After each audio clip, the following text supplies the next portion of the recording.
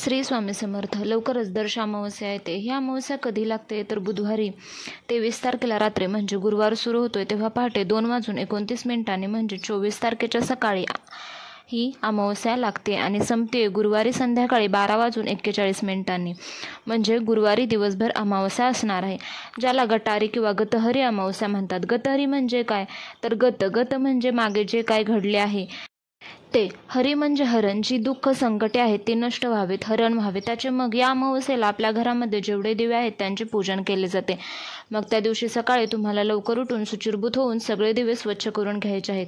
प्रथम देवपूजा करून घ्या आणि तुम्हाला पूजा कशी मांडायची आहे तर एक पाट घ्या, त्यावर एक वस्त्र अंथरा, त्यावर जेवढे दिवे आहेत त्यावर ठेवायचे आहेत आणि प्रत्येक दिव्याच्या खाली तांदळाची रास म्हणजेच थोडे थोडे तांदूळ ठेवायचे आहे आणि त्याच्यावरती हळदी कुंकू अर्पण करून त्यावर तुम्हाला दिवा ठेवायचा आहे. या दिवशी सगळे दिवे का पूजन करतात तर या दिवसापासून रात्र मोठी आणि दिवस छोटा होत जातो, म्हणून सर्व प्रकाशमय करण्यासाठी, अंधाराला दूर करण्यासाठी आधीच्या म्हणजे सुरुवातीच्या काळापासून ही परंपरा चालत आलेली आहे. त्यामुळे सर्व दिव्यांचे पूजन केले जाते. त्यामध्ये दिवा एक तरी अवश्य तुपाचा दिवा लावावा. तुम्ही बाकी तेलाचे लावले तरी चालतील. आपल्या आयुष्यातला अंधकार, दुःख, दारिद्र्य नष्ट करण्यासाठी तुम्ही हे दीप प्रज्वलन अवश्य करावे. तसेच काही ठिकाणी कणकीचे दिवे बनवले जातात तर काही ठिकाणी दिवे रात्रभर ठेवले जातात. काही ठिकाणी एकच दिवा लावला जातो, बाकींची पूजा केली जाते. तुमच्या इथे जशी पद्धत आहे तशा प्रकारे तुम्ही करू शकता. तर याला तुम्ही साखर, खीर, पुरणपोळी तुमच्या परंपरेवर रीतीनुसार नैवेद्य दाखवू शकता. त्याचप्रकारे तुम्ही नैवेद्य दाखवा. हा दिवस दीपप्रज्वलनासाठीचा खास आहे.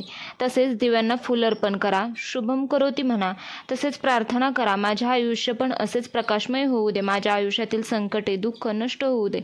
तसेच आरती करा, प्रसाद दाखवा. तसेच लक्ष्मीप्राप्तीच्या सेवेसाठी तुम्हाला काही सेवा करायच्या आहेत. त्यामध्ये एक माळ स्वामीनामाचा जप करायचा आहे, एक वेळा लक्ष्मी गायत्री मंत्र म्हणायचा आहे, एक वेळा व्यंकटेश स्तोत्र याचे पठण करायचे आहे.